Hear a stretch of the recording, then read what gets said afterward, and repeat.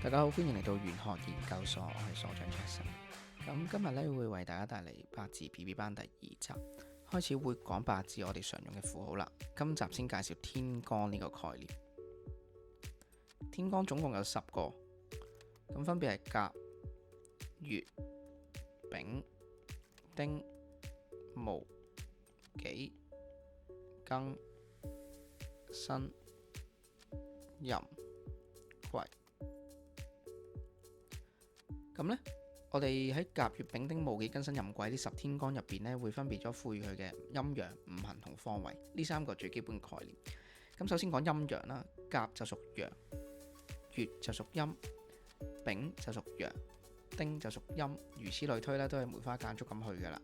陽陰陽陰陽陰。咁呢，甲乙我哋一早呢就會俾咗五行屬性，就會屬木嘅。咁丙丁呢，一早屬火，戊己一早屬土，庚辛一早屬金，壬癸一早屬水。喺方位上呢，甲乙呢，我哋會叫佢做東方，丙丁就屬南方，戊己呢，我哋叫中宮，即係中間啦。庚辛就屬西方，壬癸就屬北方。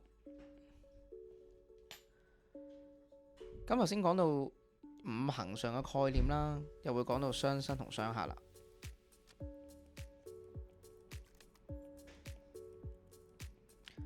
概念上可能大家好多人聽過噶啦，木呢會生咩啊？生火，火會生土，土會生翻金，金會生水，咁啊水最後生翻木啦。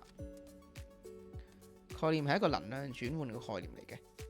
木就係火嘅燃料啦，燒着木就會化為火，咁火越燃盡嘅燃料啦，就會化為塵啦，咁啊灰塵又會落翻土壤啦，咁土壤呢，你就會揾到有金嘅存在，咁金呢，就會化為水，溶嘅時候就會變液態噶嘛，咁水呢，又會滋養翻木，成為木嘅生長啦，木會吸到啲水走噶嘛。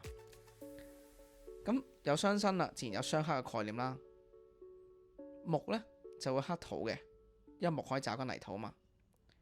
咁啊水來就土掩，咁啊水嘅物理上呢就可以克到火嘅，火呢就可以溶到金，金就可以劈到木，所以成個五行嘅相生相克呢就咁樣走咗出嚟噶啦。咁暫時講到呢度先。啱啱同大家介紹咗10個天干啦，同埋五行相生相克嘅概念。咁我哋下次繼續。如果大家喜歡呢條影片呢，就歡迎讚好、訂閱同埋分享。我哋下次再見，拜拜。